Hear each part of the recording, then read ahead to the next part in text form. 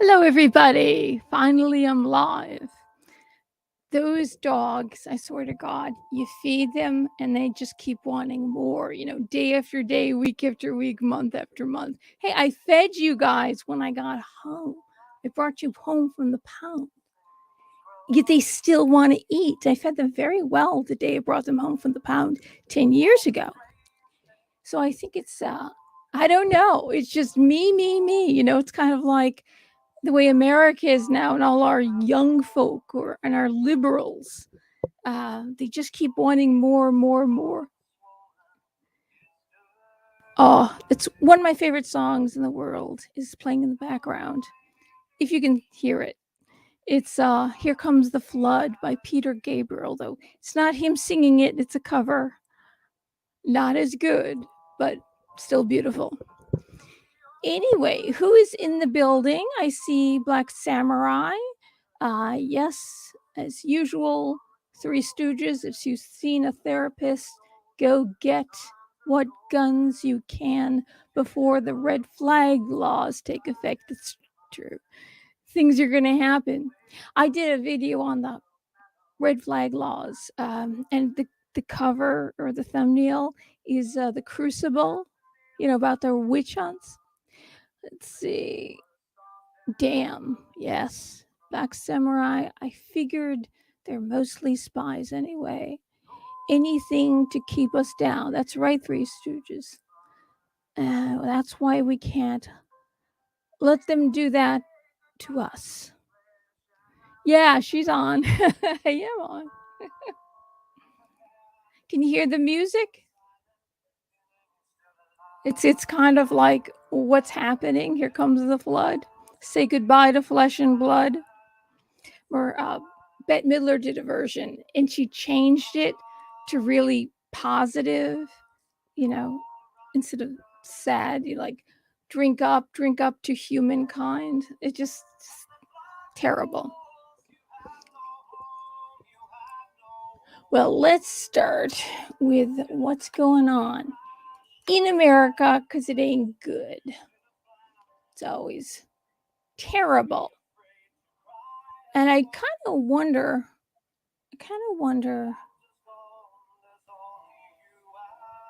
what the heck? What the heck are we going to do? Let's share. Oh, I'm going to start sharing the screen. And when I do, I'm going to take this out because I noticed there was reverb. So if you're concerned about reverb, you're not going to get any reverb unless I, don't unplug the mic. There must be some way professionals do this or the other people know how to do this. I'm just winging it. I have no idea. I have no instruction book. So if you could let me know on how to prevent reverb and not have to pull the mic out all the time, because there is no on off on this mic. It's very, very cheap. It's only what I could find from the garbage dump.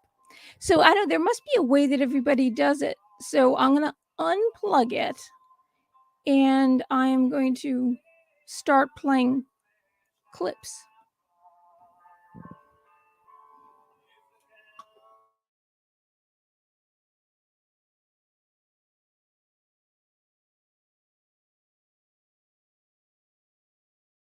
Unmute my. Okay. So here we go. Tucker Carl's. Oh wait, I gotta share screen. Boy, that was depressing, wasn't it? You heard it. That was depressing, wasn't it? I still love the song, even though it was very depressing.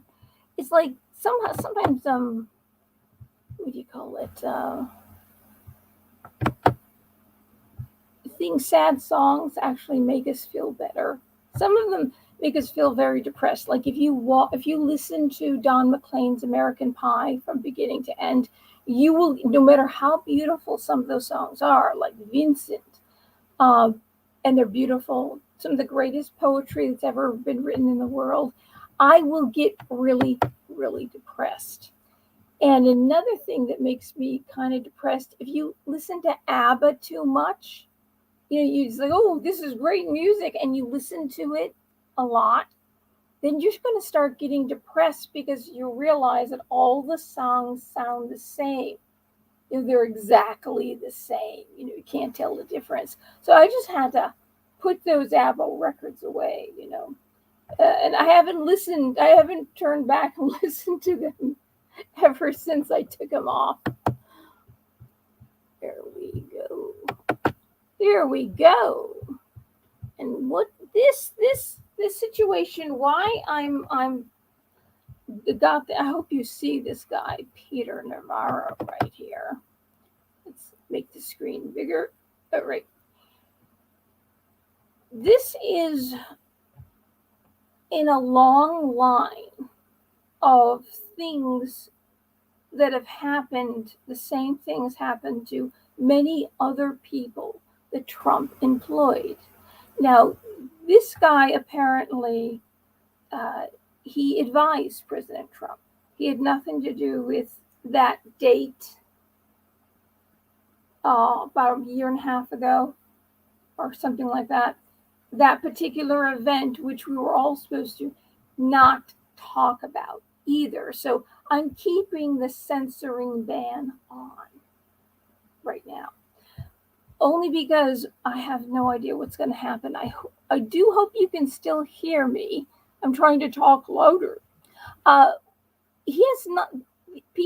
Innocent people are being arrested, including a gubernatorial candidate who supposedly was on this Capitol steps and didn't really do anything, but it's very convenient that he was arrested. Now, shortly after Trump was elected, Putin arrested a rival candidate. He got, apparently he did something wrong. Nobody knows what he did, and he vanished. Well, this is the kind of thing that happens in communist regimes, fascistic regimes, totalitarian regimes, and authoritarian regimes, dictatorships. This is what happens. And what I believe, remember Mike Flynn? He actually didn't do anything wrong.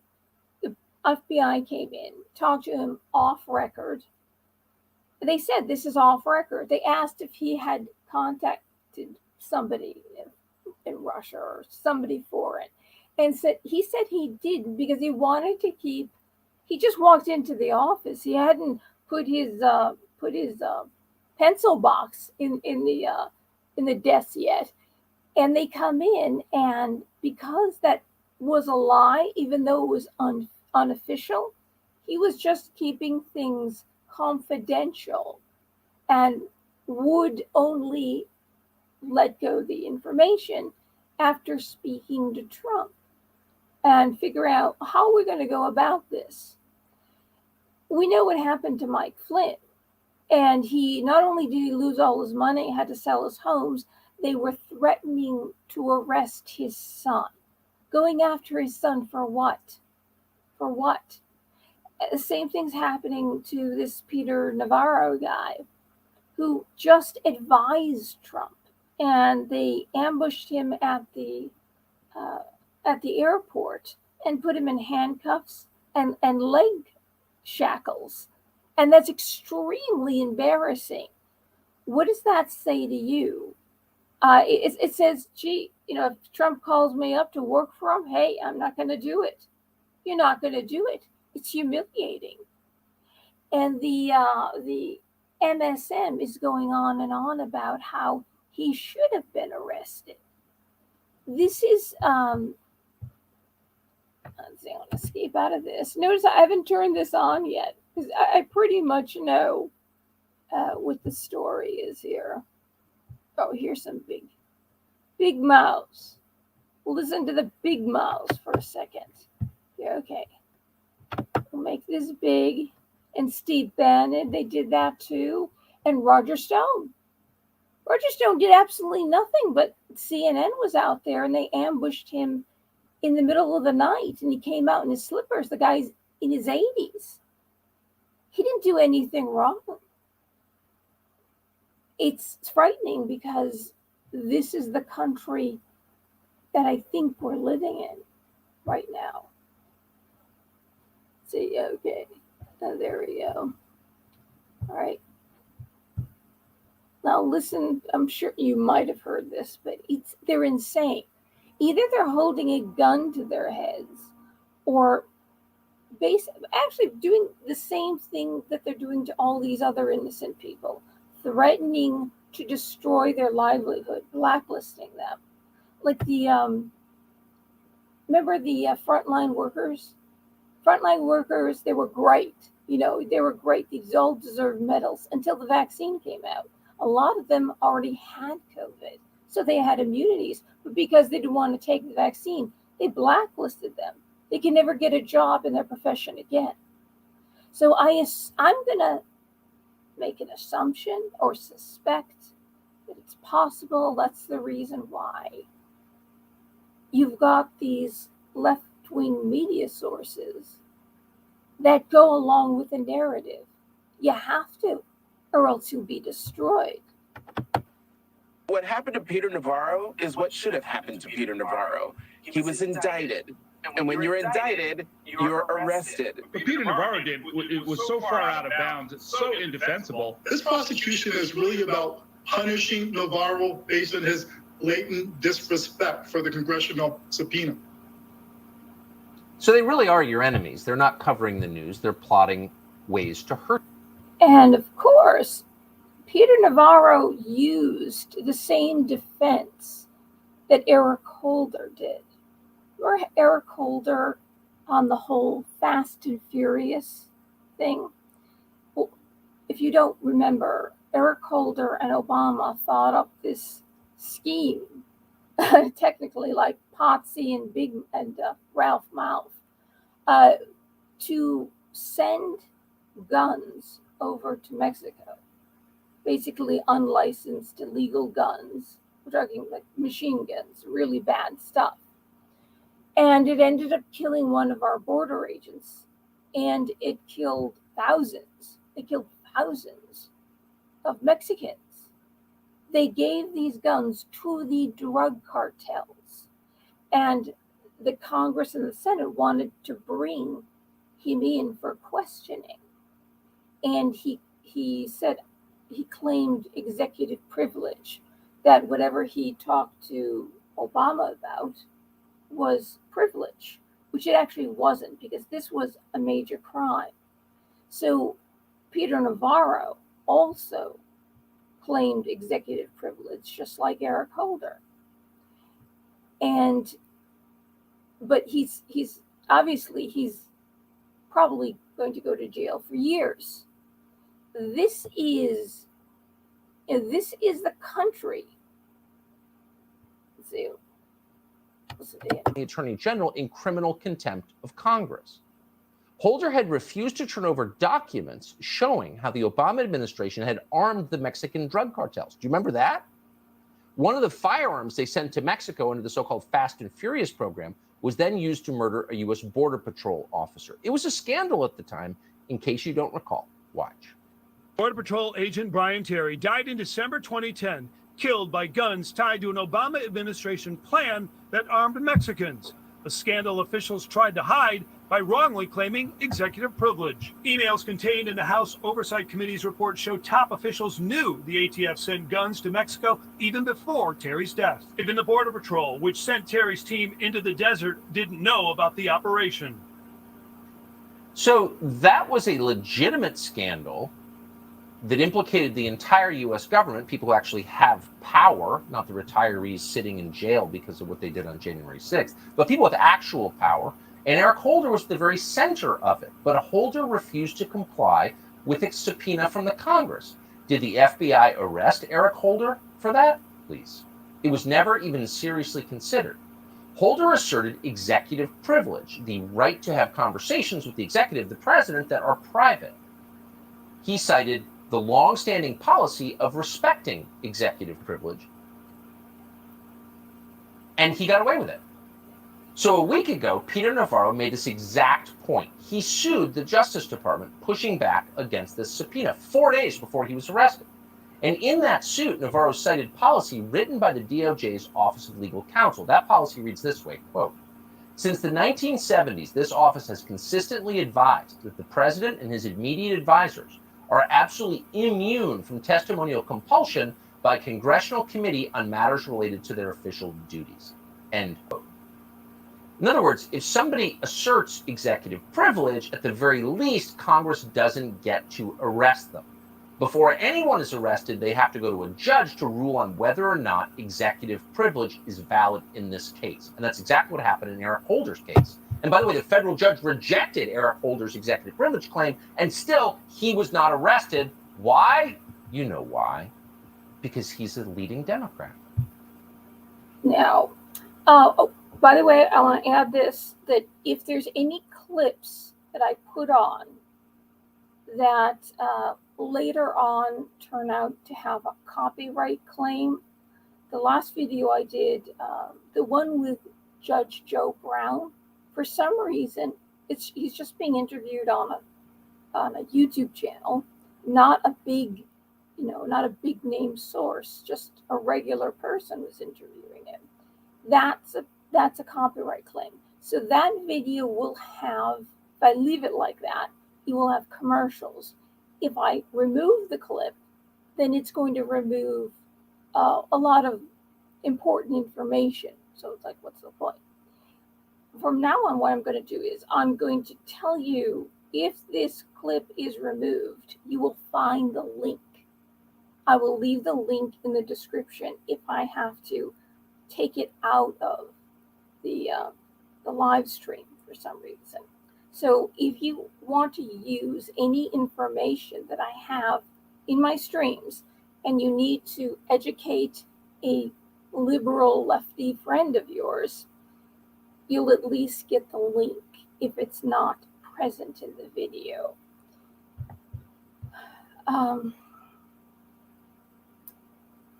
I'd like to say that there's no reason to be afraid, because the parent or the adult or the overseer of America is going to say, come on, you're being ridiculous. You can't throw somebody in jail for not doing anything wrong, and then somebody else that should have been thrown in jail won't be. But we don't live in that world anymore. Right now, supposedly the reason for the January 6th committee is supposed to be they're going to use it to abolish the electoral system, which means all the numbers, you send all your numbers to basically the White House, the Democrat Party, and whoever is going to win who they want to win, you just fidget with the computer. There's no way you can prove that somebody did or didn't lose or did or didn't win. That's why we have the Electoral College. But if it isn't working for them, like the Supreme Court is not working for them, they have to change it. If you're on this side, a party that will win at any cost, and you want these kinds of people in office that will lie, cheat, steal, throw people in jail, and not throw other people in jail who are criminals, this is the world you are creating. These are the heads that you're electing. So don't be surprised if one day you are arrested because they've suspended habeas corpus, and they will throw you in jail in solitaire. As we know, some people who have not been charged, you're supposed to be charged, have not been charged and are still sitting in solitaire. This is the kind of world. You can cheer all you want, but these are the people that you want in office. Like the particular thing that they're holding, primetime television, trying to, I don't know what they want to abolish at the Electoral College. But other than a sham show, what else are they doing? Lest we forget, that during the 574 riots that burned down a lot of America, where stores were vandalized and people, minorities and elderly people, were left with nowhere to go to get food. Their hometowns or their downtowns were burned down, and the buses weren't running because of COVID. This is about 35 people, the number keeps going up, were killed, and countless others maimed for life. Okay, but that doesn't exist. One day it's going to be your town, your city. I think a lot of people, when they voted the way they did, they were afraid. And they figured, we got to get this divisive president out of office. And if we give the Democrats what they want, knowing that Kamala Boumdier bailed them out by getting money from Hollywood and all these billionaires all over the world, bailed these rioters out of jail. I think people thought, okay, we'll give them what they want. These riots will stop. That was terrorizing America. You're poor, you have no transportation, and you may not even be able to get food. It's a desperate situation, and so you vote, okay, we'll vote you guys in office, and all this will stop. No, it's not going to stop. It's not going to stop. Even after they get everyone in office that they want in office, it still won't stop. Look at the communist countries all over the world. They still have concentration camps. We can think of them right now without naming them. And they beat women, they punch women in the stomach until they have an abortion, or your body miscarries it, technically, or forced abortions. And if you protest, they will come at you with tanks and mow you down. That's a little event that happened when the Clintons were in office. And then shortly after that, there was a women's conference in that particular country that Hillary went to, even though they plowed down their own people or pulled them in and shot them in the back of the head, because that's a humiliating type of death. She went right over to the women's conference. Do you think that particular country has got great laws that promote women? They don't really have any laws that promote anybody, actually. But the terrorizing people, and they continue to do it, like forced lockdowns, removing people from their homes, killing their pets. This is terror, controlling people, putting them in jail for no reason. The variants now are basically not scary, but terrorizing them, not just locking them up, killing their pets. So if you think that when all this turns around and Schwab is the world dictator, if you think when they get what they want as far as climate goes, we know that that's BS, by the way. That's absolute BS. You stop fossil fuels, you will stop stuff from your computer to your makeup, let alone everything they use in a hospital is, except for the metal, is some type of petroleum product, including the fertilizer people use to grow their plants with, or plants for food, all over the world. Fossil fuels. This is, you see, what fossil energy actually is after all the plants die, all the nutrition from those plants and the oils that are in those plants sink down into the earth. And what they do is they hold carbon in them because the plants, when they were alive, breathed in the carbon. And so we need that, because that you burn it and you get energy as well as fertilizer. Carbon is a nutrient. Doesn't matter what they tell you, carbon is a nutrient. Okay, so let's see. Let's escape out of Tucker here. And we'll use that a little bit later.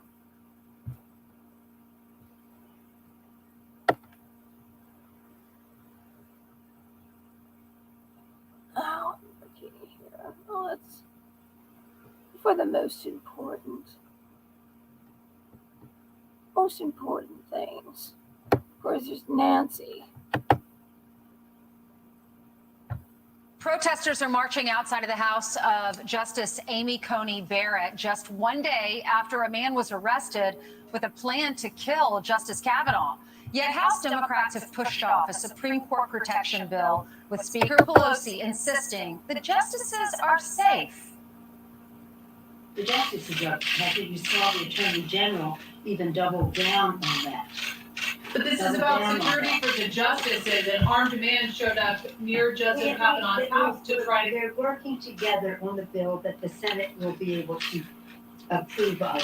There will be a bill, but nobody is in danger over the weekend because of our not having a bill.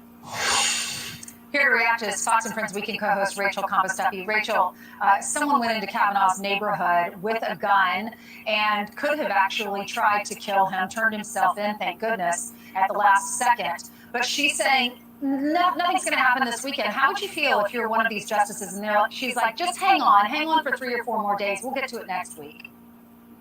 It's so outrageous. Just think, this bill for extra protection for the justices and their families could be on the president's desk right now, because Kevin McCarthy said this could pass through unanimous consent in the House. I doubt it would not pass in the Senate. It could be on the president's desk right now.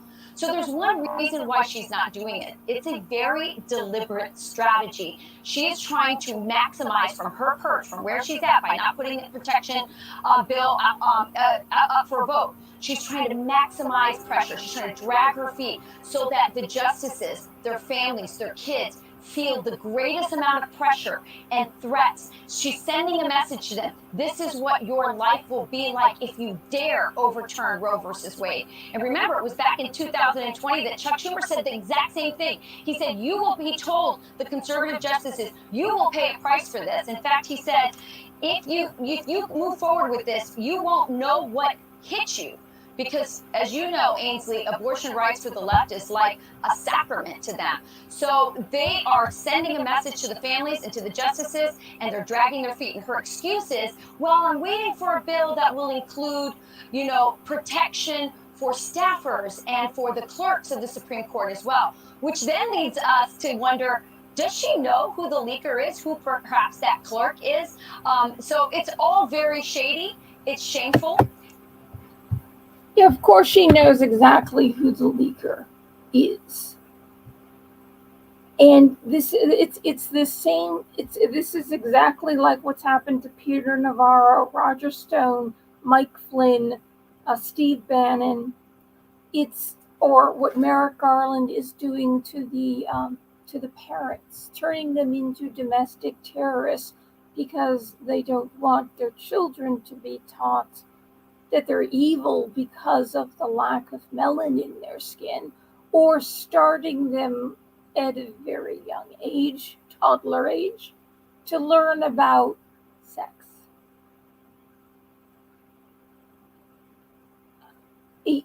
If our children are taught about that, including it was proposed in this country, but it is mandatory in Europe because the WHO made this mandatory from ages 0 to 4, that this be taught to children from birth to 4 years old, starting teaching them that they are basically sexualizing them, something that they can practice, and they're told that they can practice this all day long. There is a site called amaze.org, and this is something I wish I hadn't seen, but I saw. I wish I hadn't seen it on Charlie Kirk show. He played a clip of it, and even though it's in cartoon form, the children are being told that they can do this all day long. If a child is doing that all day long, they're ripe for the pickings for people who are not attracted to adults. Now, who funds the WHO, and where did they like to take their vacations? Where did they like to go, and who was their best friend when they went on vacation? Answer that question. You'll answer why he's tearing the world apart, and Klaus Schwab is tearing the world apart. And interesting that because they know better than we do. They're the wealthy elites, and they only got that wealth because they're better people.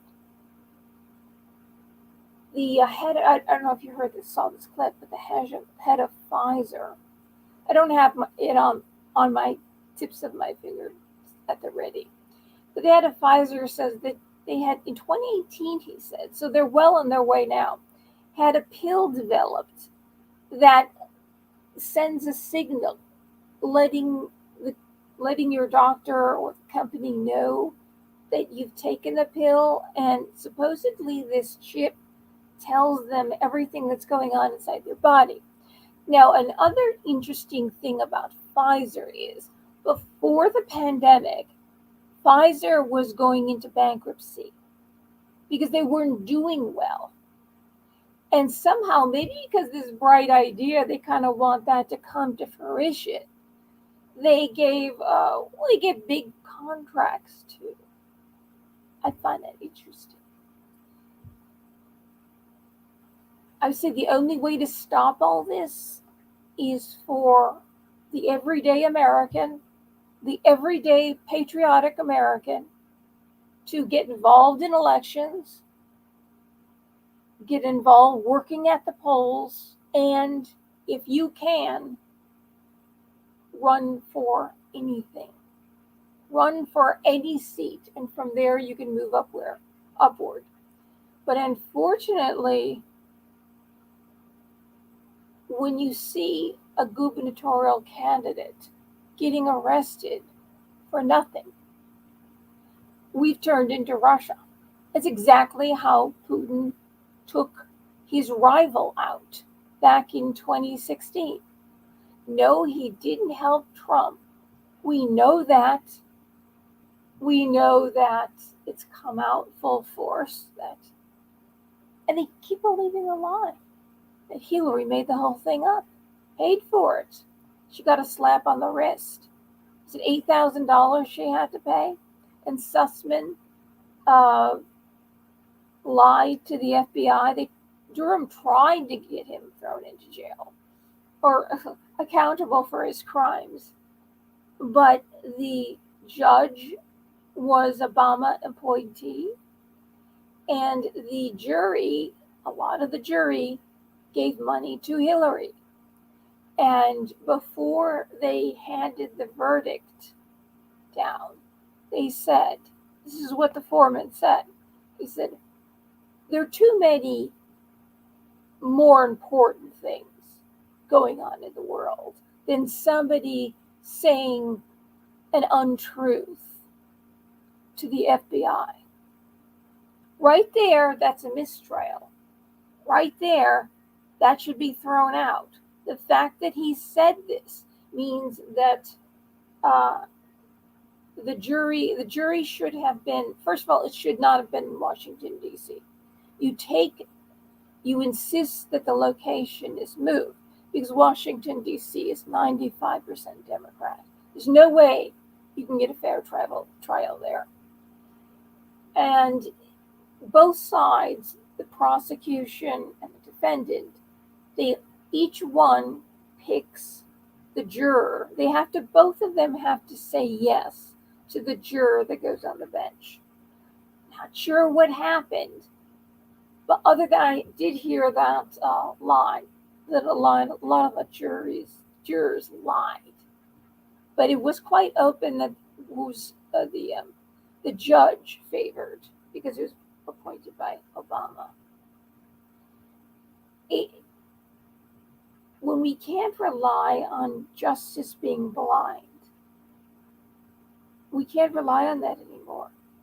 That somebody, some type of overseer, says, no, you can't do this. This is ridiculous. You're acting like children.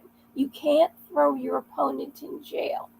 You can't terrorize people so they vote a certain way. Oh, yes, you can if it's a communistic, fascistic dictatorship. It happens. It shouldn't, but it happens. But not in the land of the free and the home of the brave, which it's not anymore.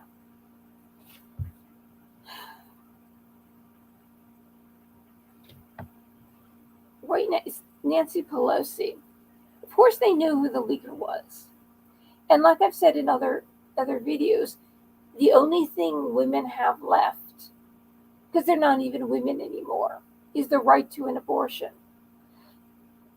Through over 50 years, they clung to the Democrat Party because the Democrat Party promised their right to an abortion. And they convinced them they should be just like men. Men can go around and have sex with anybody they want to without getting pregnant. Women should be able to do the same too. Women shouldn't be home taking care of the children. Now women are no longer women. The only thing they have is abortion. And when women, the fear that they're pregnant, and fear that they're pregnant with a guy that up and left them, they want to get rid of that child because they've gotten rid of everything that reminded them of this guy who left. They had feelings for, but now they hate. Instead of just doing the black magic, do black magic. That won't fix the problem, right?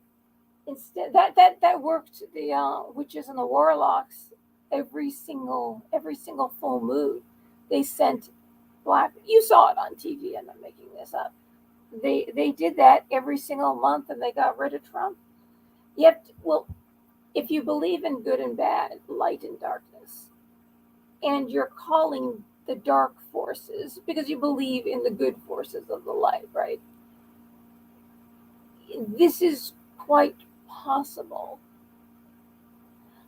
But the way women use getting rid of the guy, if she is pregnant with his child, there's nothing that women hate more, because they're so upset that the guy up and left them. For what reason, I don't know. They seem so wonderful.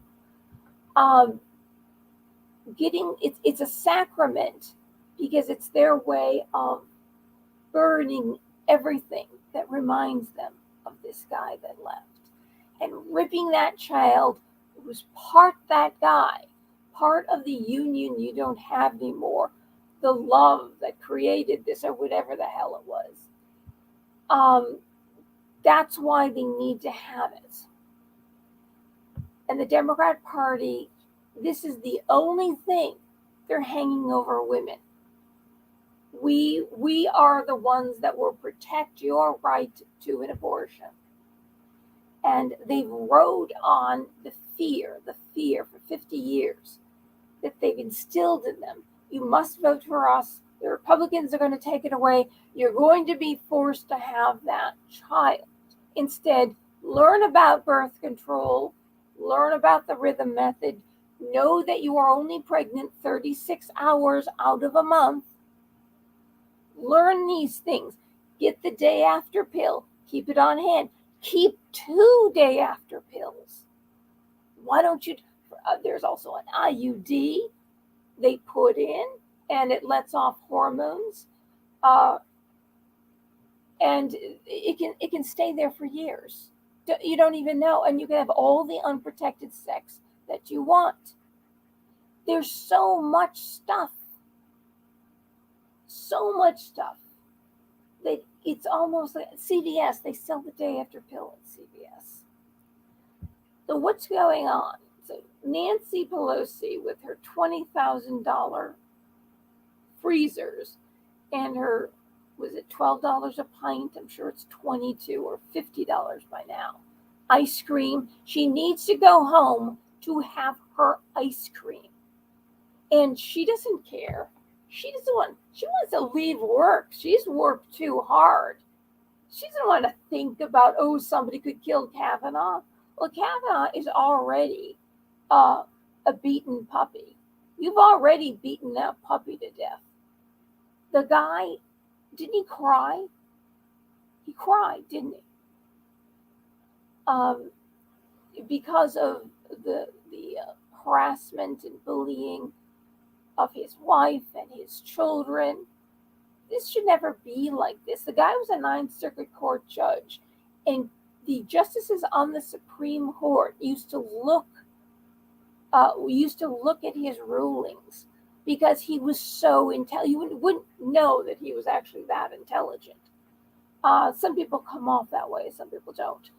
But they would look to him because he was such a brilliant legal mind. We know that crazy, lazy thing, come on, really, you've got a PhD in psychology, you've written all these peer-reviewed papers, you work at 3 different colleges, and you are still terrified that some guy, when you were 17, you were at a party, everybody was drinking, got on top of you, and then did nothing? You ran out of the room, his friend was in the room, nobody stopped you. It doesn't even make sense. Her story doesn't hold water. And if you are that broken as somebody with a PhD who's written all this stuff and is a respected professor, how can you be? You couldn't sit there and listen.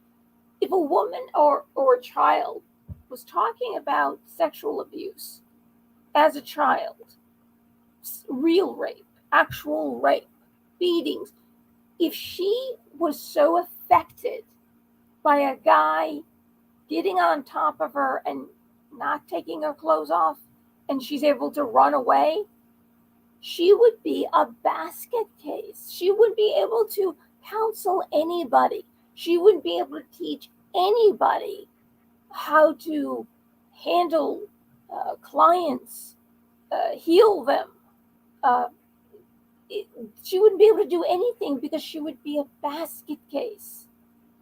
When she listened to real stories of real rape and incest, sexual abuse, real stories of things that really happen, I'm sure the Democrat Party has paid her very well for doing that. And it was the Chief Justice, the Chief Justice there, who's supposed to be very intelligent, said that it's Kavanaugh that will fold first. I did a video called Broken Justice about Kavanaugh and what's his name? I don't know why his name is, and Roberts. John Roberts. Yeah, I did a video on that. Why Kavanaugh will never vote the way conservatives want him to vote. He will cave for the Democrats. And it's interesting. I made that video about 4 years ago, and Thomas came out and said, not Thomas, Roberts came out and said the same thing. And he's compromised too. In the video, I talk about why he's compromised. It's really,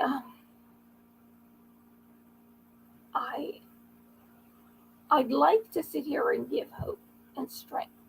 But when you use the justice system as a weapon, the first thing we thought of, what if it was one of the liberal justices? It would be on the news 24 hours a day. Conservatives, Trump supporters everywhere would be hunted down. We would be made accomplices. No, it doesn't, even if we were in the Arctic at the time. It's just you're a potential. You are potential. This is unfortunately.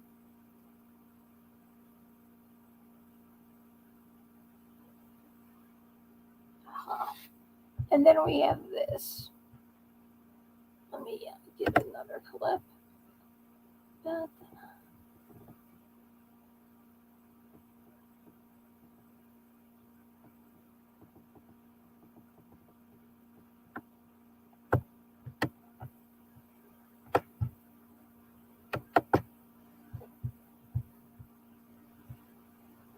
About that story. Right on. This is great. The Department of Homeland Security reportedly considering sending migrants from the southern border to cities deeper inside the United States. But the agency tells Fox News no decision has been made yet.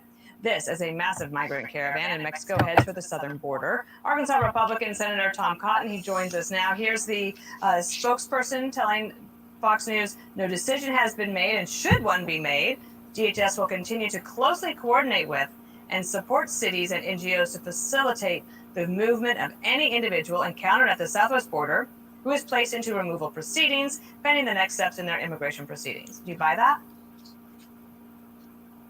No, Dana, not at all. The reason why we have these migrant caravans, or we have so many migrants at the border, is that Joe Biden has invited them to come for the last 2 years. There's no space left at many of these facilities at the border precisely because there's such overwhelming numbers. That's why they're talking about relocating migrants to the other parts of our country away from the border. I agree that these migrants should be relocated. They should be relocated back to their home countries because they have no right to enter America. But Joe Biden apparently thinks that there are high levels of illegal immigration that we should tolerate. The only acceptable level of illegal immigration is zero. So far, you're not going to get your way. In April, Title 42 is still in place, right? You come here, the pandemic law says you're returned back to your home country. In the month of April, there were 234,000 encounters by Border Patrol. And you had 50% of those returned by way of Title 42. The point being, they're not enforcing the laws that are there already, sir. Yeah, Bill, and the point about Title 42 is a good one because although it was later enforced upon the Biden administration by a court, the simple fact that Joe Biden's administration announced that they were no longer going to apply that public health exclusion order sent a strong signal across the world that now is the time to come. If you had been turned back previously because of the coronavirus, or you've heard that that was the case, now you could get here. So it didn't matter all that much that a court enjoined the Biden administration from ending that public health exclusion order because the wrong signals had already been sent, just like Joe Biden has been sending the wrong signals since his campaign. I want to switch gears to this attempted assassination by the suspect who was arrested outside of Brett Kavanaugh's home. Of course, he's a Supreme Court justice. After that arrest, there was protests, additional protests from Ruth Sent Us. This is that group that is, to me, it's like the Westboro Baptist Church. However, as I understand it, there is a federal law that says you cannot protest up front of a federal judge's home. But last night, just after they had arrested a guy who had all these weapons, they had the protesters out there, but no one's arrested. So what is going on with that? Like, why not show some deterrence in the face of all of it? Well, Dana, this is the shocking culmination of the Democratic left's war against the Supreme Court and really against our Constitution in America. Absolutely. If you're, so these women, I see these women walking by, you have to really be pro-abortion. And you're not talking about the mother's life is in danger, incest or rape. when those are off the table.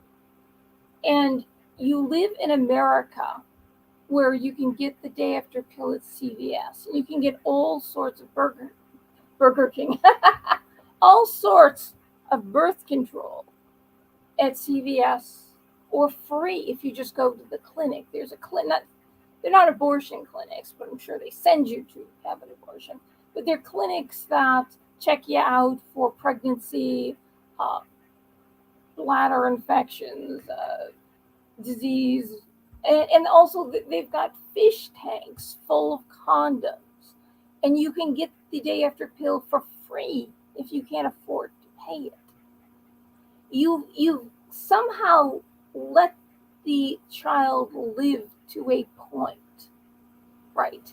Live to a point where it's growing. It's a child. Possibly this is the part where the guy left. Maybe he was going to stay. You thought he was going to stay with you if you had the child. Then you realize, no, he's gone. He's awful. He's sleeping with somebody else. He hates you. You hate him. You want to get rid of it. I mean, what brings you to this stage where you didn't use birth control?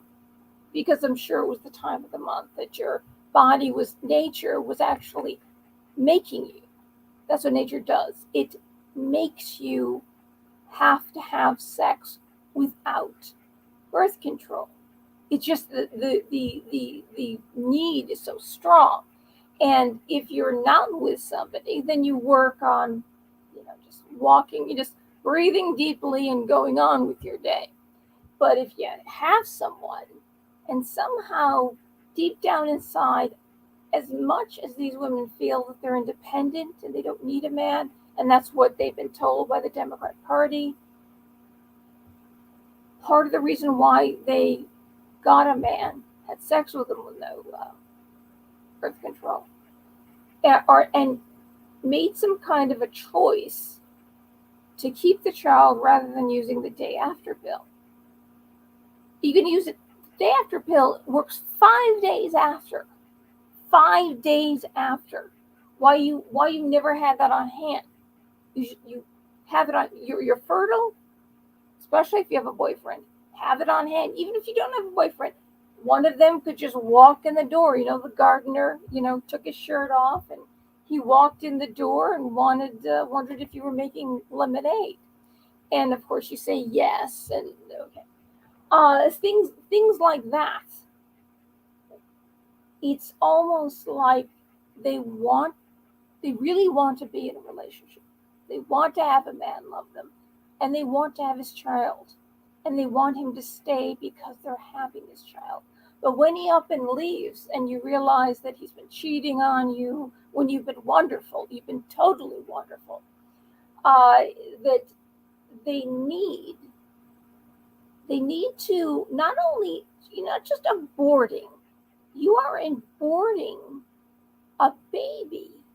Looks like a baby that ends up in a plastic trash container with a lid, and the van comes and takes it away. That you have divorced yourself from reason, your ability to actually think, and feelings. That is not a baby. That is him. And by ripping the child out, it's kind of like a Lorena Bobbitt moment, where she got so mad at her husband, they had a fight. I think he was cheating on her. So when he was sleeping, she cut his sloshen off. And apparently she threw it in a field, and they found it and reattached it. My Uncle Jimmy rode around and told everybody he loved it. He went around with the newspaper article, told everybody about it, and told everybody they reattached it backwards. It's just, so you hate this man because of what his thing did, and you hate the woman that he did it with, right? So the child becomes his thing. So you are numbing yourself of feelings. You were created as a person who could have children, who could nurture children, was very good at it. Yet you are becoming something, turning yourself into a robot. You don't want to be treated like a robot, right? Women do. No, I have feelings. I'm a person. I can think, I have a mind, intelligence, and all that other stuff. But you are turning yourself into the robot that you are saying, the handmaids, you're saying the conservatives are trying to turn you into. That's what you've done to yourself, because you have divorced yourself from critical thinking, reason, intelligence, knowledge, feeling, and empathy. Everything a mother or a good, intelligent woman, whether she's a mother or not, the gifts that you are given to as a biological woman, menstruating, bleeding woman, birthing woman, it's a gift. And so when I was taking skating lessons at one point, and for some reason it was in the news, abortion was in the news. I don't remember that. And I think it was 13 at the time. And there was a father who taught skating, and he had a little boy, adorable little boy. And the son the little boy insisted that abortion was right. And a mother has every right to abort her child. And I'm looking at this little kid, it's like, oh my God. This little kid, you realize what you're saying. And your mother gave birth to you. Your mother chose to give birth to you. What if she chose to abort you? Wouldn't be here. It's shocking to hear that when you see children and young people, I'm talking like in their teens or preteens, whatever, that they've been convinced of this, yet they, in their minds or in their hearts, how do they put the two together? Their mother is pro-abortion. She could have ripped them out of the womb anytime she wanted to, and that's a good thing. Or she already had ripped children out of the womb. And here you are, her child. You know that you're only in this world because she has say over your life and death.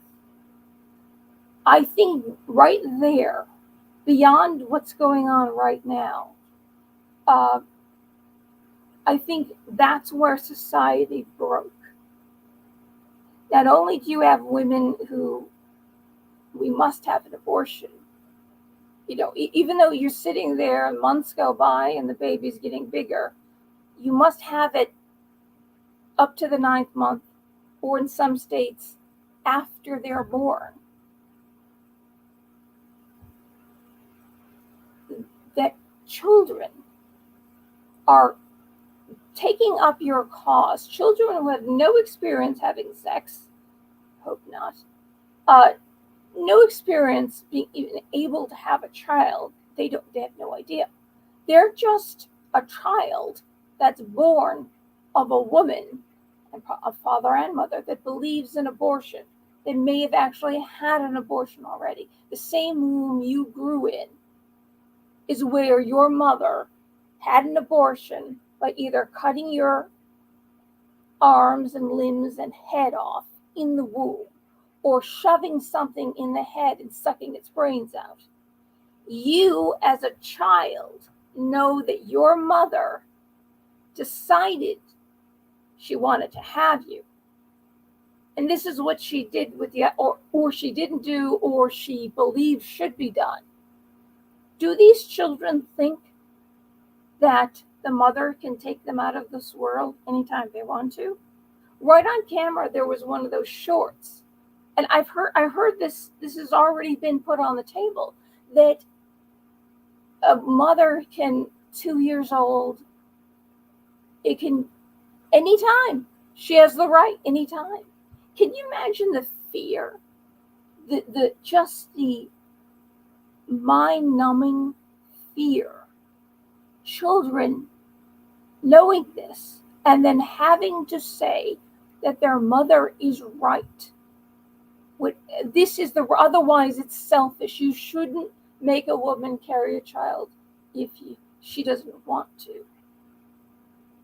Can you imagine what they might be feeling? And the same thing happens to them.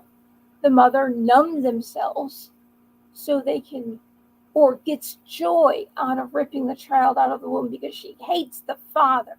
She hates him. And she gets joy out. It's a high. Except it isn't. Women who, when they go through an abortion, it's miserable on the body, on the emotions, the hormones. It's horrible. But they have to have it instead of day after pill, please. If you didn't use birth control, day after pill. Why put yourself through this? No, they want to keep the population low. If it's low, you can control more people. It's nothing to do with the environment. Nothing. But can you imagine how broken these children are, having to tout the horn that their parents told them to tout, or their mother told them, this is what you should believe, instead of thinking for themselves, why do I believe it? What does this entail? What if she had aborted me? And could she take me out of this world anytime she wants? Especially on a moment that she hates my father. I see this. Let's get out of here. Does anybody stop and think? There's something to religion. It isn't, you don't need to hate the people. It has nothing, I don't believe it has anything to do with religion, why someone believes against abortion. Christopher Hitchens was against abortion. He was in, there's a clip of him talking about it on the web. I don't have it right now. But he was promoting his book, God is Not Great. Because in Islam, Allah Akbar means God is great. And so his book was titled God is Not Great. And so there was someone in the audience that said, why do you spend all your time, if you don't believe in God, why do you spend all your time trying to prove to people that God doesn't exist? And of course, what a ridiculous. The reason why he did this, because after 9/11, he saw the extremes that religion could go to, could make a normal person, or somebody who's got some screws loose, pushes them to do something that wouldn't have otherwise been done. But he asked him, so you believe that a child in the womb isn't a child, it's a bunch of cells. You believe in abortion. He said, but that's right, that is what it is. It's a child. It's a human life. He didn't believe in abortion. As much of an atheist that he came off as, he did not believe in abortion. Shut the guy right up. He was like a mystery wrapped in a riddle. He was good friends with the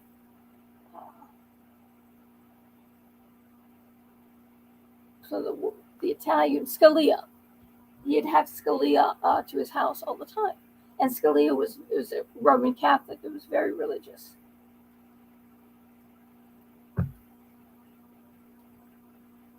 This is to say to you that there's nothing to worry about. Reason and common sense is going to prevail. No, it's not. No, it's not. That's why I started my channel.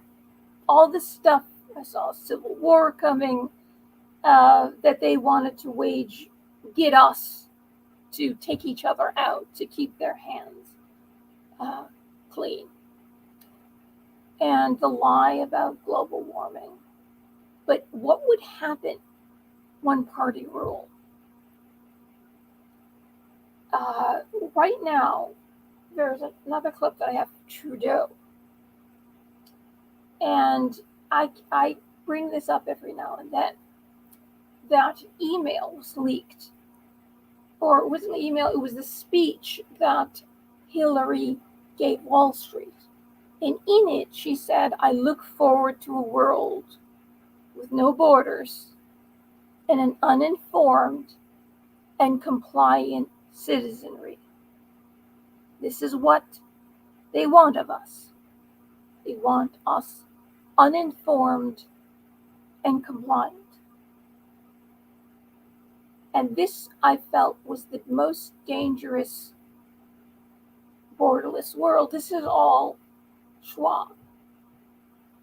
This is all what's the road that because he wants to be Pharaoh, emperor of the world. Literally, if you have no borders and you have one leader, there can only be one leader. And then you have citizenry who's uninformed, uneducated, being told lies. And the lies they're told, they realize, and they see the tyranny, and they see that they're not going to get justice. If you speak out or you go against the leader, that's going to be the end of you. So you become compliant.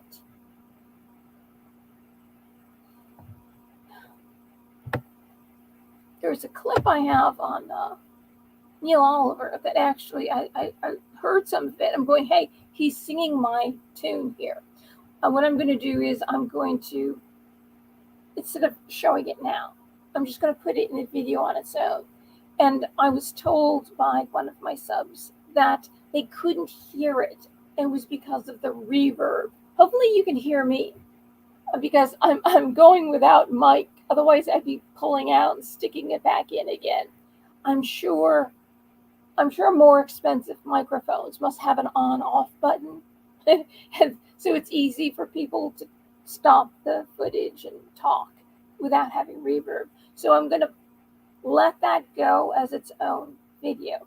But I'm telling you, this guy is saying it like it is. He was complaining about the lockdowns. He just sees right through it, exactly what's going on, exactly how it's affecting the world. I've said it, what he says, and thought it many times. I'm sure you have too. A lot of people are afraid to come out and say it. But he's brilliant, and I would just encourage you watching that. Yeah, so it will be shorter. You don't have to go through me giving a little clip here where you can. It's only about 9 minutes long. Let's see if there's anything else here. Oh, this is really good. Yeah, this is an argument by a black mother whose son was killed by a gun, who is for the private ownership of guns. She herself is a gun owner. I'm gonna click on this. All right, guys. So this testimony. This channel, I watch this a lot. He oh, look at that flip. There's a panda. Okay, let me get back to it. Too many pandas here. I don't know how that even happened.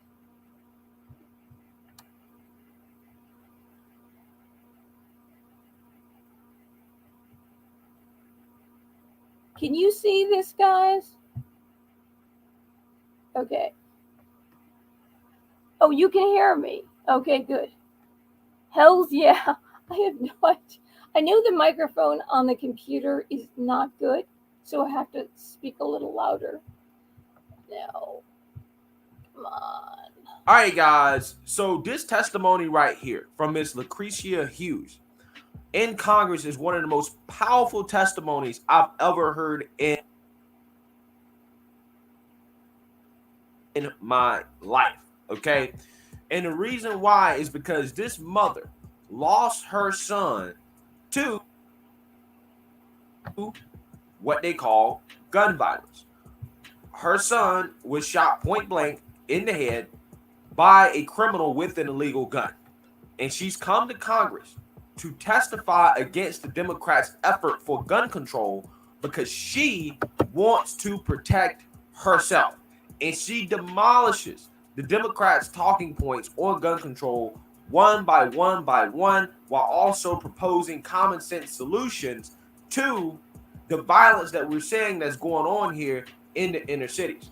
Again, this testimony right here, guys, one of the most powerful things I've ever heard. Okay, I mean, it really kind of shook me at my soul. Right, I get goosebumps listening to it. Okay, this woman has went through a whole lot, and throughout all that, she came to the conclusion that, hey, I cannot depend on the government. I rarely can't depend on the Democrats, and I want to protect myself. I want to protect myself. Okay. So that is basically the gist of what she's going to say here. And again, I just found it to be very, very, very powerful. So let's go ahead and get into it. Distinguished members of the committee, thank you for allowing me to be here today to address the violence in our country. My name is Lucretia Hughes Klukin. I have 4 children and 9 grandchildren. On the night of April the 2nd, 2016, my family got a phone call that would change our lives forever. My ex-husband answered the phone and let out a blood-curdling scream, a scream of pain from the depths of his soul. He screamed, he cried, he's gone, he is gone. Our 19-year-old son, Emmanuel, went to a party early that night. After we got the call, we was frantic. We called his phone, no one answered. We called even the police. I went to Facebook and I had to ask, is my son dead? I found out that he was shot point blank in the head and killed while playing dominoes. No one spoke up for weeks, and the killer was on the run. No one was going to snitch. Huge problem. Huge problem in the black community. People talk about solutions. What are some of the problems in the black community? Why is crime so rampant? Why are criminals getting away with it? Well, it ain't just the Democrats and their policies. A lot of it is them letting criminals off. But it's the fact that people in their communities don't speak up against the people that are terrorizing those communities. They don't say anything. The whole no snitching thing is probably the most detrimental aspect of the black community. Some of these inner city neighborhoods, put it that way. Okay? But that is the street life. Words can't describe how hard it is to bury a child. I ache for anyone and all who have done the same. My son's death was a result of a criminal with an evil heart and a justice system failing to hold him accountable for the laws he had already broken. Facts. You see, a convicted felon killed my son with an illegally obtained gun. Our gun control lobbyists and politicians claim that their policies will save lives and reduce violence. Well, those policies did not save my son. Facts. Look at this woman back here in the background. She feel the same way I feel right now. Just listen to this. Right? She's saying, look, my son was killed by a criminal who obtained a gun illegally, despite the Democrats' laws in place. He obtained a gun illegally and killed my son. Again, this guy was a felon. Somebody that probably should have been locked up. Shouldn't be on the streets in the first place. But because Democrats, again, are soft on crime, this is who they allow to terrorize these cities. And it's much worse today than it was back in 2016. So, again, you know, people who are actually going through this stuff, who are experiencing this stuff, not the woke white liberals that are pushing this stuff on black folks, but the actual black folks in these communities know exactly what the problem is. They know exactly what the issue is. It's the criminals. That is the issue. The laws being discussed are already implemented in cities across this country. We have decades of evidence proving they do not work. St. Louis, New York, Chicago, Washington, Atlanta are gun control utopias, and they are plagued with the most violence. 10 more laws, 20 more laws, 1,000 more won't make what is already illegal more wrong or stop criminals from committing these crimes. And y'all are delusional if you think it's going to keep us safe. I am a walking testimony of how the criminal justice system and the gun control laws, which is steeped in racism, by the way, have failed the Black community. Well, Democrats don't want to hear that. They don't want to hear that gun control laws are racist, which, you know, hey, historically speaking, Democrats have been all about gun control for Black folks, right? And they still about that to a certain extent, except the criminals. They like when the criminals get the guns. They don't like when law-abiding citizens have the guns, though. Again, these Democrats, man, they are so detrimental. And I'm glad that people are waking up to this stuff and they're seeing how toxic these policies actually are, how toxic the agenda is. By the age of 25, I had already went to 18 young Black men funeral at the age of 25. I have one Black man in jail, one Black man in the grave, and my young grandson gonna be raised without a father. And it's a curse on the Black community and everyone else's. Something has to change. Thoughts and prayers and calls for more gun control isn't enough. How about letting me defend myself from evil? Facts. You don't think that I'm capable and trustworthy to handle a firearm? You don't think that the Second Amendment doesn't apply to people that look like me? No, they don't. Historically speaking, no, they don't. I mean, Democrats been trying to restrict guns for Black folks since the Civil War ended, right?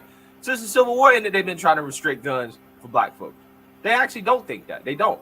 They don't want you to have guns. Except the criminals. They're totally fine with the criminals having them. Who and you who would call for more gun controls are the same ones that are calling to defund the police. Who is supposed to protect us?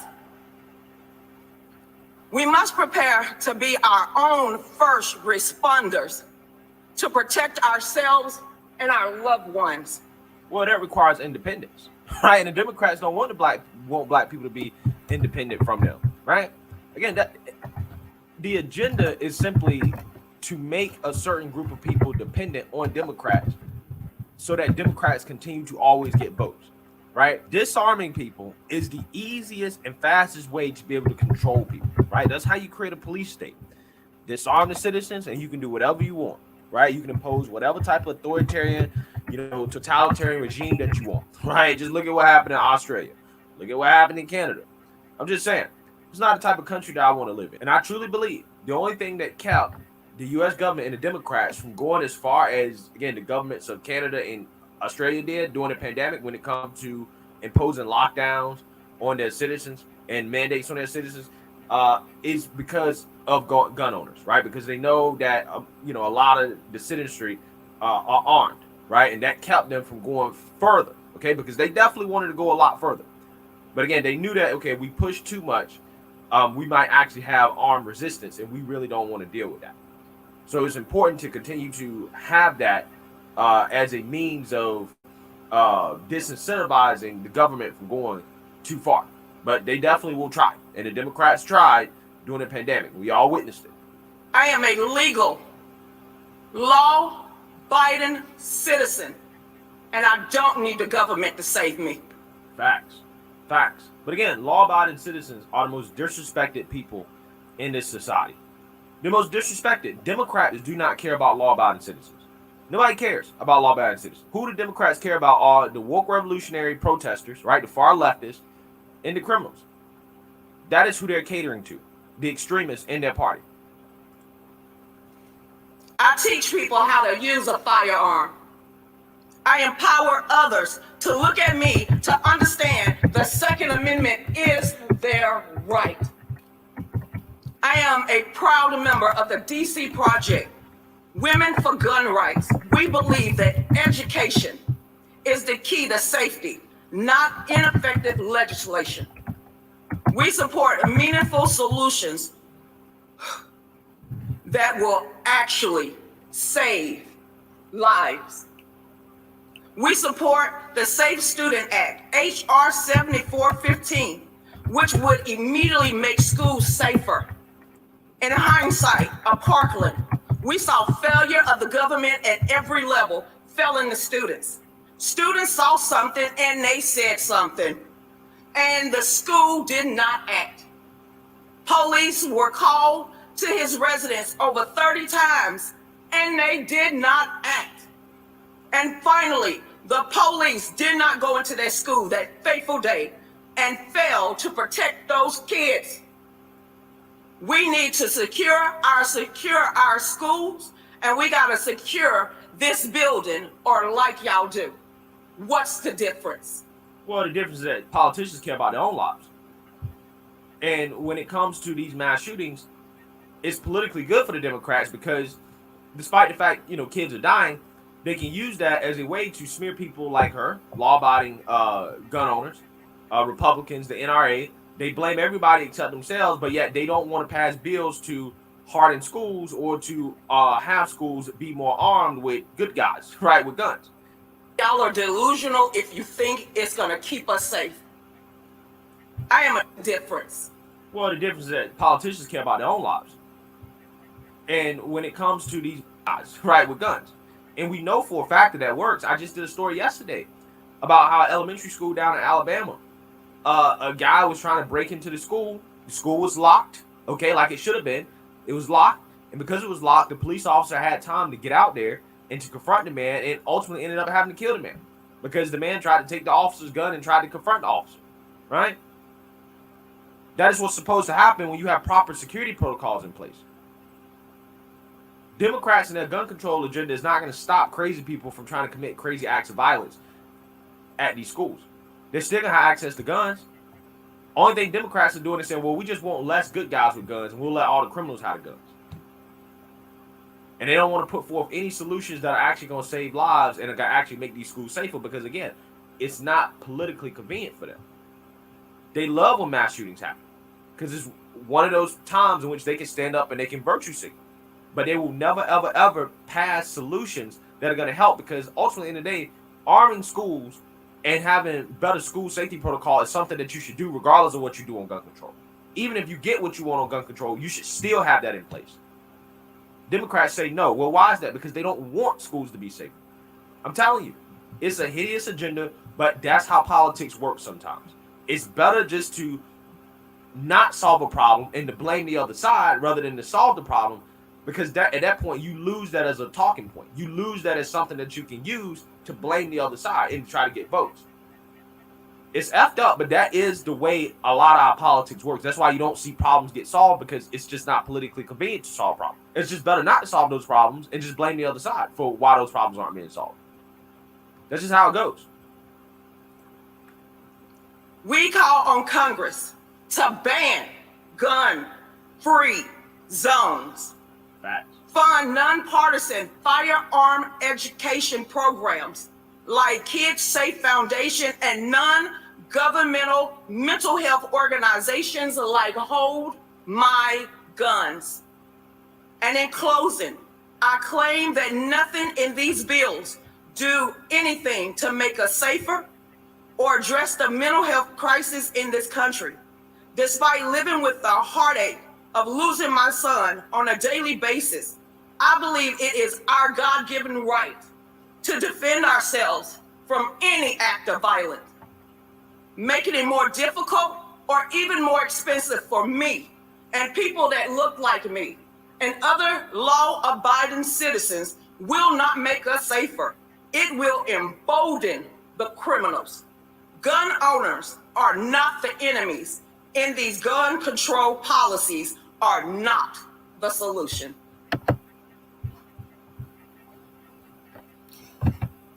God bless her. God bless her. Isn't like so many things I've said before about Nicholas Cruz, the FBI was notified. There was more than one post on a YouTube video that Nicholas Cruz said that he was going to do what he ended up doing at the Parkland school, and FBI did nothing. Law enforcement went at least 30 times to his house. His own aunt called the FBI and said, "My nephew is torturing little animals and killing them, wearing different types of outfits that want to see which one is scarier." When he was 2, he threw the next door neighbor's infant baby in a pool. This kid was bad news right from the beginning. It doesn't matter. The FBI did nothing. And when he was in the Parkland school, the cop, or at least one of the cops, no, there wasn't any other cop doing anything, sat in his car and let the shooting go on.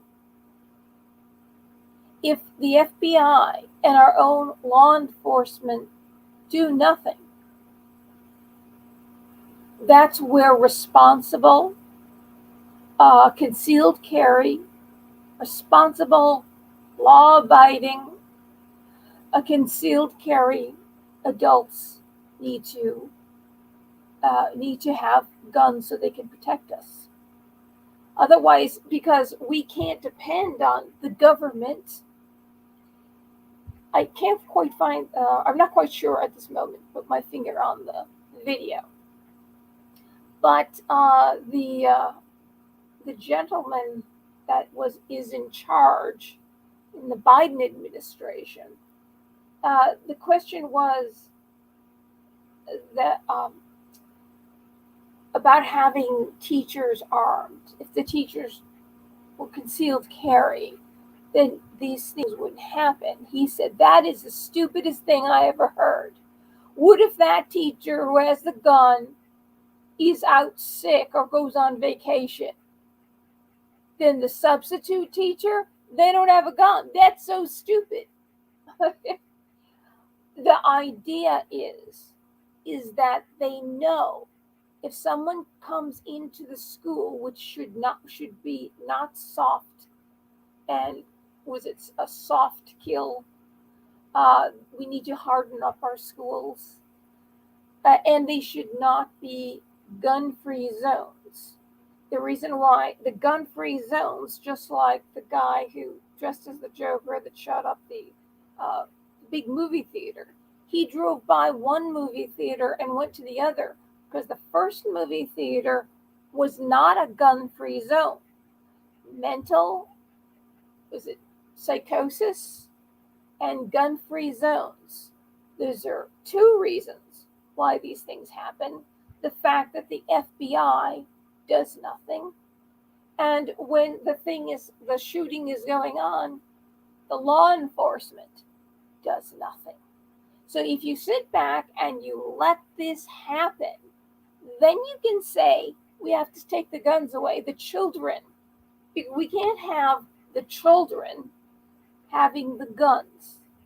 We are the only ones responsible enough to have the guns. That's where Thomas Jefferson said that the government should be afraid of the people. People should not be afraid of the government. That's when you have tyranny. And now you do this. This is the way communist dictatorships run. Hitler, the first thing he did was take away the guns. So did Stalin. So did the rest of them. They took away the guns. Because when they wanted to round up anybody because they didn't want them influencing the citizenry, then they picked them up even right off the street, and their family never even sees them again. this Lucretia, she said a lot of the stuff we were thinking. When you think back to Nicholas Cruz, it's almost, if the government does nothing, lets people who clearly have mental issues have guns, if they don't go in and stop the shooting, if the FBI gets all this information and does nothing. Yeah, at that time, Parkland, they were obsessed about Hillary's lie, about Trump and Putin, Russia collusion. That's what they were up to during the whole election. Remember the Strzok Page affair? It was a lie, but that's the only thing they were working on.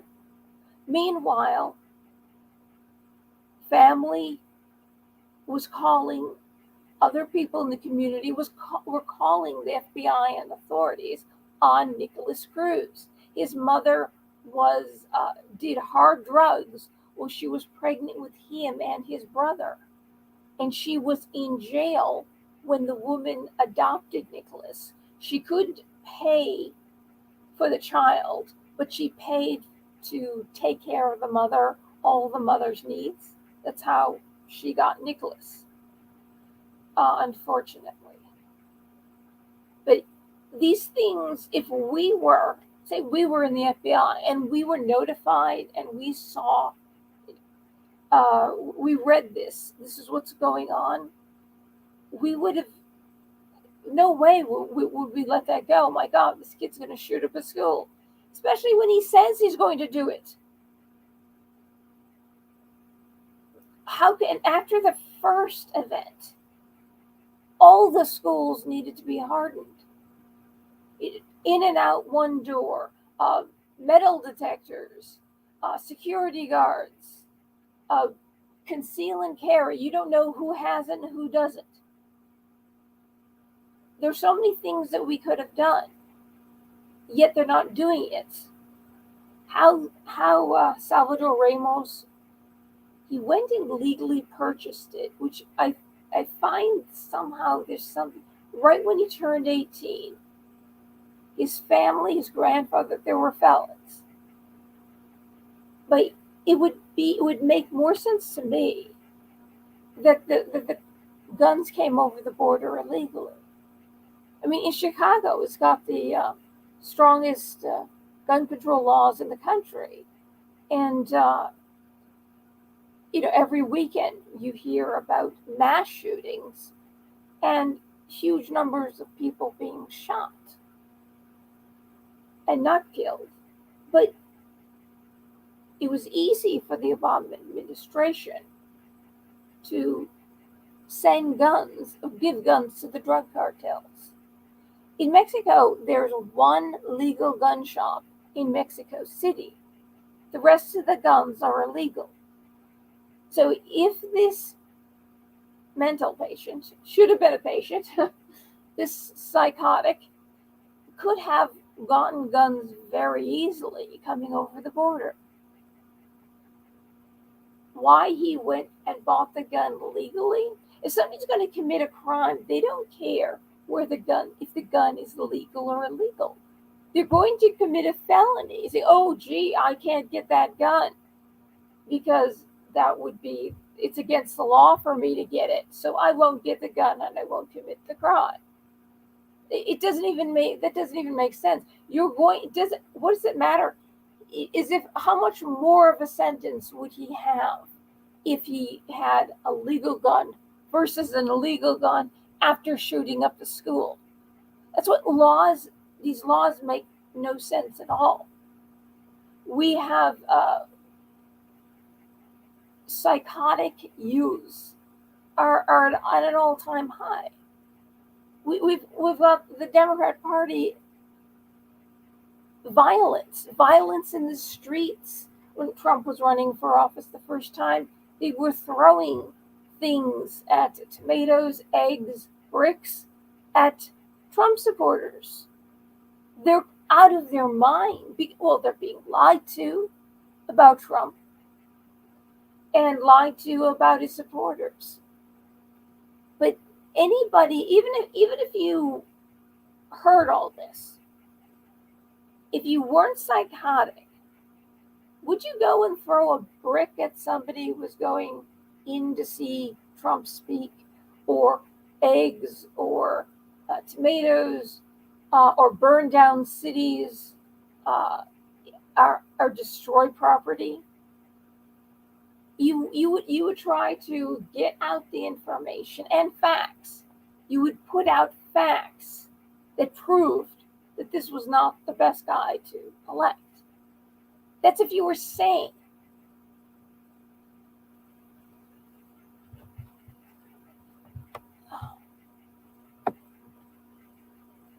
You know,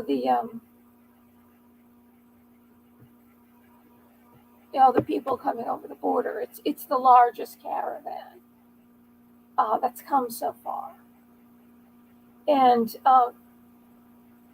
Americans, poor Americans, the prices are going for food, essentials, gas, are going through the roof. In fact,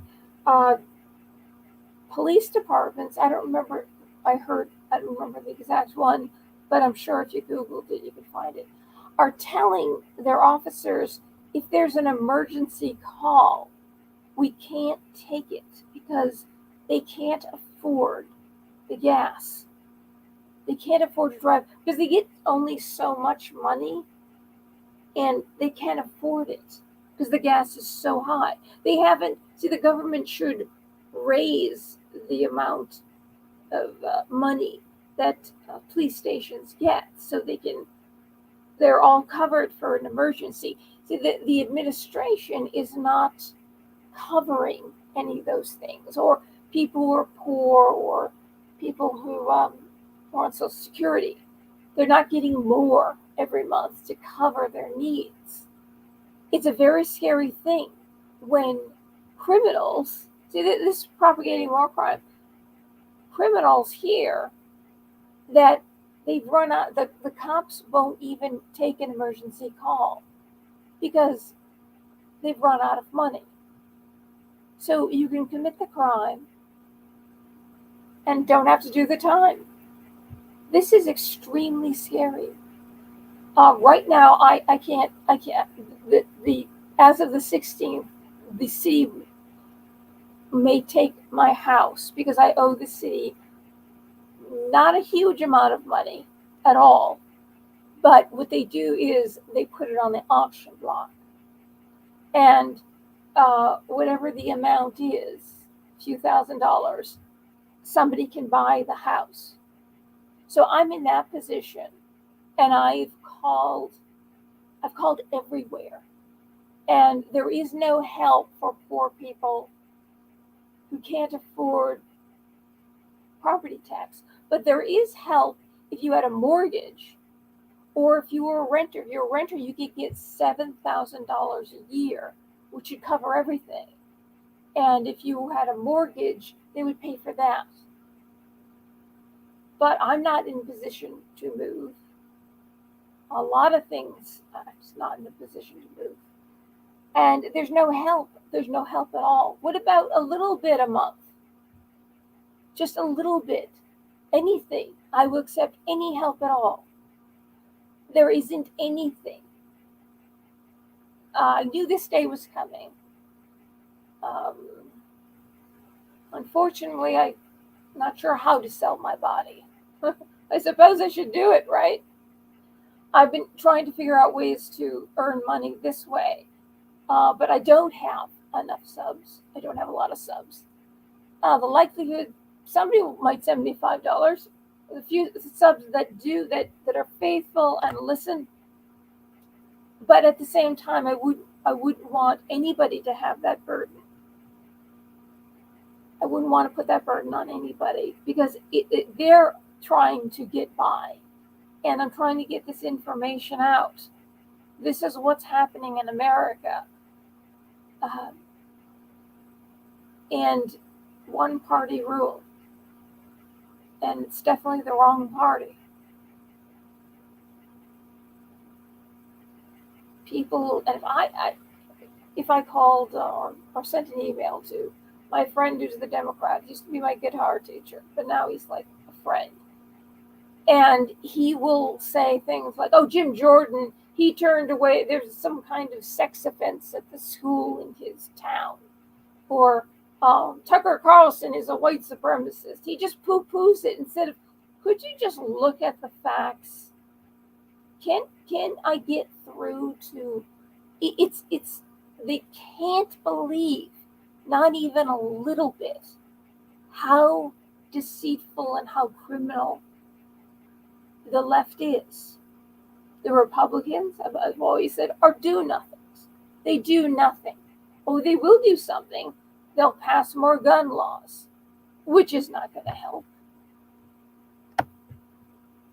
Just go through this. Anything. Ben Shapiro is pissed that Matthew McConaughey talked. It's true. Matthew McConaughey, he comes from that town. When the shooting happened, Robb Elementary happened. He and his wife were talking to the city, which is great, but he's calling for tougher gun control. He says he has a gun, but he's left. But I suppose the Democrats think, oh, Trump was a reality show star, and you elected him. Why can't he'll be next on the 2024? Maybe actually be McConaughey. But you see the difference between McConaughey and Trump. Trump was a businessman, is a businessman. He knows how to get things done. He knows how to employ people. He is extremely worldly. He's not stupid at all. He became famous because of what he did outside of Hollywood. McConaughey is an actor, plain and simple. Probably a good father. He knocked up a Brazilian model, gorgeous, and then married her. Good man. Before that, he was smoking pot all day, walking along the seashore in Laguna or something like that. Well, Trump has never even drunk alcohol. Doesn't take any drugs. But this is who he'll be great. He won't destroy America. If you're a Democrat, if you're for this party and you can see what they're doing, if you know what they're doing, I don't trust you. Sorry. Here's AOC melting down. If this was the journey that my life was taking. She's crying about January 6th. That I felt that things were going to be okay.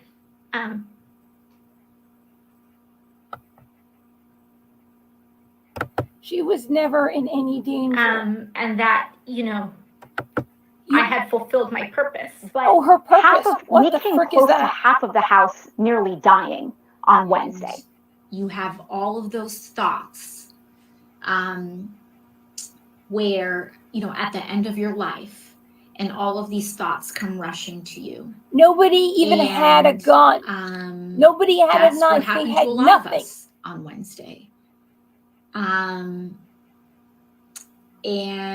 I thought I did not know if I was going to make it to the end of that day alive. All right, guys. So Alexandria Ocasio-Smollett. There are underground bunkers underneath Congress and the Senate, and that they can escape. They can either live down there indefinitely, run the country indefinitely, eat the best food in the world indefinitely, and tunnels that bring her to her office without ever reaching street level. Now, they're complaining about this. She's complaining about this, and I guess she later on brags about blocking protection for SCOTUS, because she doesn't like SCOTUS, because they won't vote the way, because they're mostly conservative, the way she wants. But during the BLM riots, remember when they were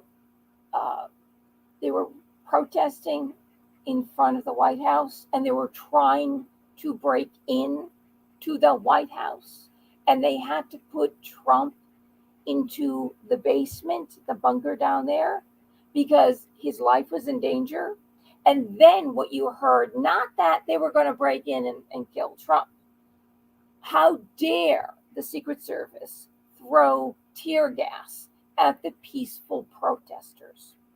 So they went and they burned down the president's church, the church of the presidents, that's several hundred years old. They're peaceful protesters that wanted to go in and kill Trump. But that was under the rug. These people actually had weapons. They were violent. They burned down the church. They almost broke into the White House.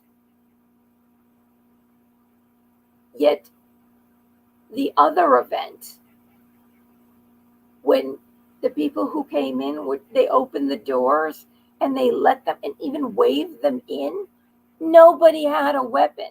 And the only person that died was not somebody that was a Democrat or worked in that building, was one of the people who came, who was an Army veteran. There was only one, and she was shot by the Capitol Police. No reason. It was barricaded. There's no way that they could have even gotten in the Capitol. The doors were shut and it was barricaded. And there was Capitol Police, Secret Service behind them where they were. So they were behind them. The front was barricaded. Nothing could have happened. The Capitol Police officer walked in front of the glass and shot. No reason to do it. But he's off. He's off the hook. You see, they don't care if they broke in and killed Trump. They would have had a party. That would have been okay. Trump supporters getting killed, that's okay. What is the answer? I don't know. If more of us know the truth, the friends, people that we know that are being lied to, if they knew the truth, if my channel was bigger, I'd say, please get these videos out, get this information out so they can see the truth. If they see the truth, then things can change.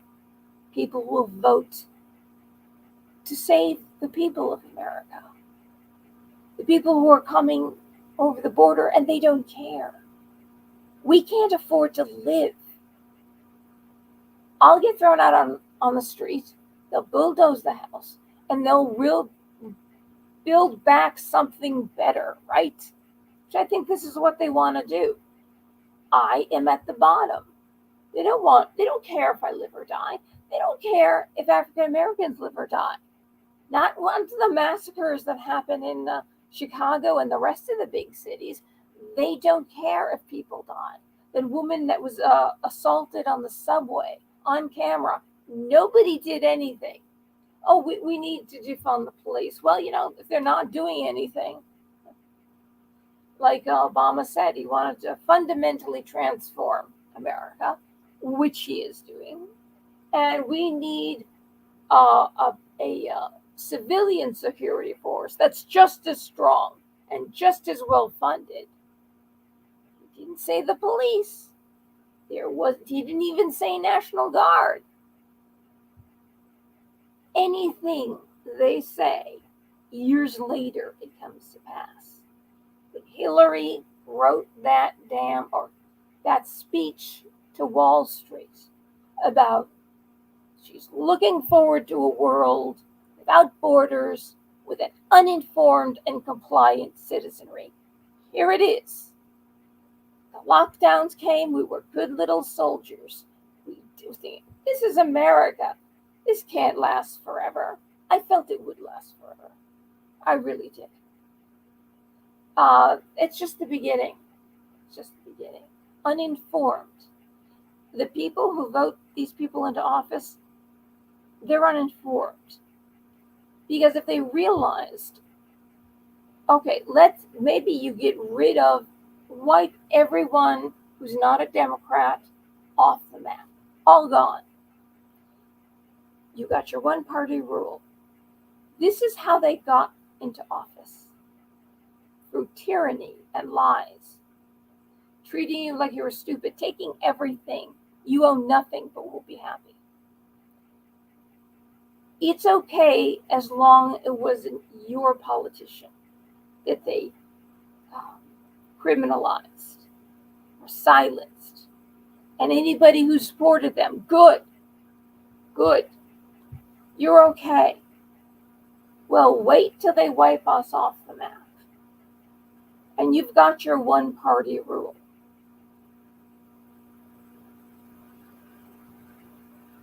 The world is not going to be very nice. You're going to have to shut your mouths and not think. Do what they tell you to do. I remember seeing this, it was on PBS, about they were trying to show you how the people of China, that they do vote. They do vote. Well, they get a bunch of, I'm not quite sure the amount. They pick so many people that are told to come and vote. And what happens is a man comes out on stage and he tells you, this is the way that the party wants you to vote. And this is the other way. So he will tell you how fantastic, if you vote the way the party wants you to vote, this is why it's good. This is the reason why you should vote this way, because this is the best way. And this is the way the party doesn't want you to vote. And they tell you all the negatives. This would be bad. So they hear this. And they interviewed, I think it was PBS, pretty sure, interviewed one of the women voting. And she said, it was me. It was my mind. I made the choice. They told us both ways. And one was good and one was bad. And so I voted for the one that was good, but it was me. I voted. It's going to be exactly like that, even more. Even more.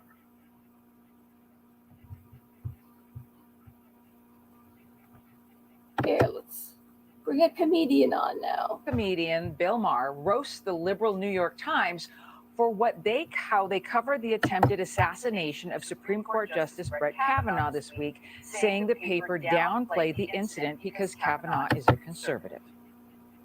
The point I would agree with is the New York Times buried this. Yeah, it was like if a this had tiny been thing below the fold. If this had been a liberal Supreme Court justice that someone came to kill, it would have been on the front page. And that's what's so disappointing about a paper like the New York Times, because they just wear their bias on their sleeves, and if it's not part of something that feeds our narrative, Jimmy, they wear their bias on their sleeve. To you first. I mean, it's totally true. I mean, the media is. So it's amazing that there's somebody in Hollywood. I remember that is kind of seeing the light. I remember way back I saw one of his specials on HBO, and he was talking about Clinton, President Clinton. We wanted the best liar, and we got him. And I see that's what you liked about comedians, is that they would see right through the BS. And the way they see through it and then they present it to you, it's not just funny, it's very intelligent. And it's where the humor comes from, intelligence. Now, we have comedians that we thought were comedians, but they're not. They're like, people like Colbert has 98 writers. He's not funny on his own. So even Lucille Ball was like that. She was not a naturally funny person. She had to have a script. But, Jimmy Kimmel, what's the rest of it? Fallon. Fallon is probably the most innocuous one out of all of them. Let's see. So how's everybody doing? It's almost 2 hours. I think I'll cut off now. I'll do the video of Neil Oliver, and that will have no reverb. So take a look at that. Plus, just to let you know, there's going to be an upcoming show that's going to be very informative. I'm not going to have the news here, but this is good so you see that I'm not just talking and making things up. I'm going to have a couple of shows about women's birthing people and what the things that they would have better if they were taught, like eating a certain way, taking certain supplements. It's not really boring at all, because I found women who lose, every month you lose a lot of blood, you lose a lot of nutrients. It can't help the way you think to be calm, to be less anxious or depressed unnecessarily. And women or girls are not taught about a lot of things. If they were, and they ate better, and also the people around them understood what they're going through, and if they don't realize, hey, eat this, don't eat that, just to make you healthier and stronger. Obviously, as a woman, I know a lot about this subject. And I thought to myself, my God, if I were only told this ages ago, it would have really, my whole life would have been changed. I mean, I'm way too tired and depressed to do anything. It was just so much. And I think, see, that's where the only thing women have left is abortion. And they've been the Democratic Party has been riding into office on the emotions of women clinging and needing to keep these people in office. Otherwise, the abortion is going to get taken away. Put some power and control back into your own hands. Don't let this happen. Because I look at women and I say, how did you get to be like this? Where's the rationale? How could you shut yourself off knowing that's a child? And that women do not realize that it affects them for their entire life. And they have to be reaffirmed all the time that it was just a bunch of cells. It's nothing. It's great in fact, it's even great to do. It's cleansing. It's not a human. Well, if you designate a certain part of society, like the deplorables and like the vermin, or who Hitler called vermin in Germany, you're saying that a certain, even if you're human, is not allowed to live. You're removing your own rights, your rights to be alive. Because if you can pass a law or an edict saying, these people, we want to flush them out of society, what makes your life valuable? Especially when they use your emotions to get elected. They fill you with all these lies that make you angry, hysterical, anxious, depressed, and you go out and you be violent because they're feeding that. And they've even taken your womanhood away. A woman who was born a woman isn't even a woman anymore. Anyway, I'm going to do one show about the physical issues that women have, and things that will help physically, like nutrition, all this stuff. And another one about the whole idea of that women have very little left, especially that the Democrat Party is offering them, and they're clinging to it. And it's a psychological thing. Like psychologically, they've been used for 50 years or more, but Roe, I think, is 50 years, 1973. Next year will be 50 years exactly. Anyway, I wanted to open with this, with another clip of this, maybe this clip right here. Oh, I can't really do it because it's not on the thing. Okay. All right. Let's see if it's on my thingy-mabob. Well, maybe next time. Look it the fuck up yourself. Let's see if I have. It's gonna open with it, but let's see.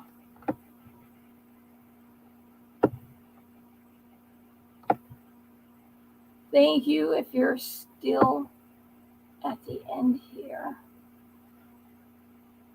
Thank you for being here. Haha. I think that's it. Okay.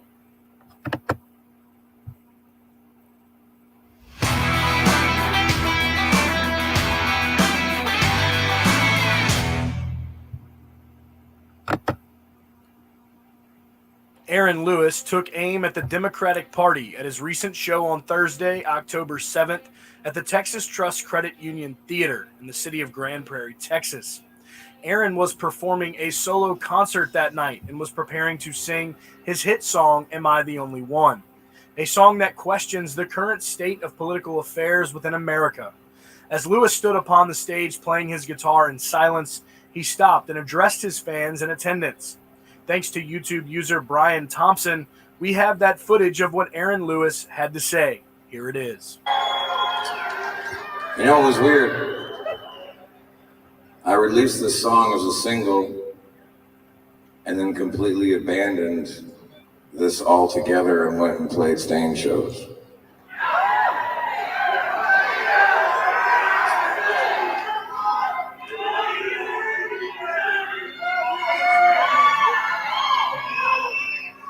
So, me and a couple of friends wrote this song during lockdown.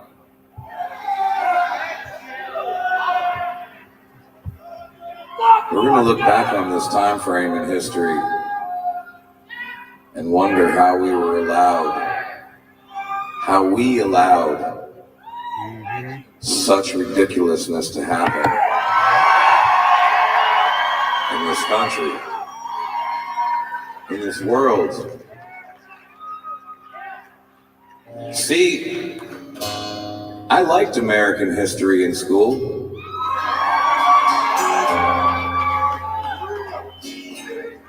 I paid close attention in that class.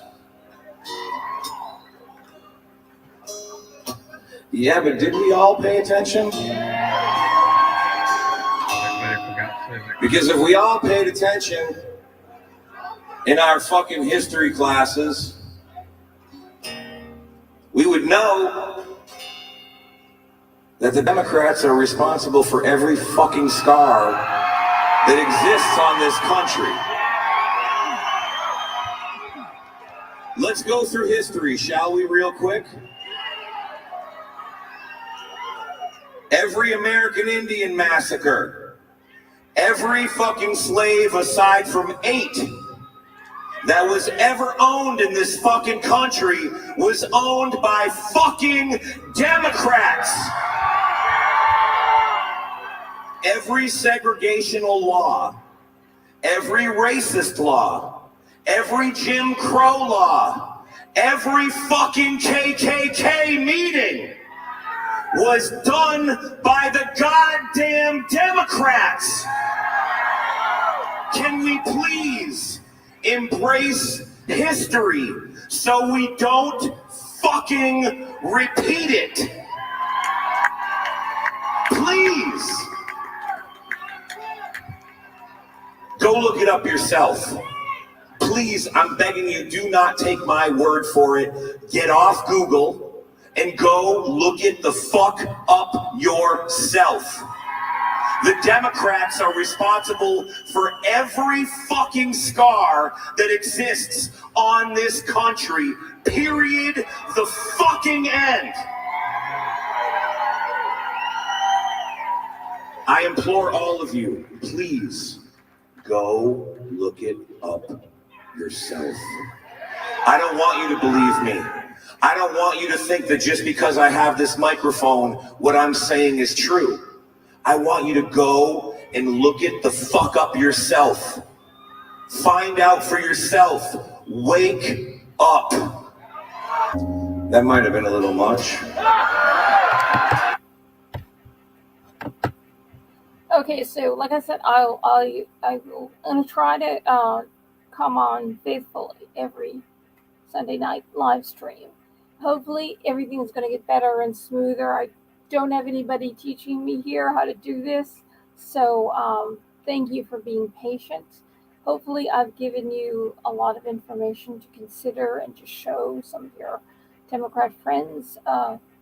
They realize that this country is going down a hole, and it's not because of Trump or because of Trump supporters.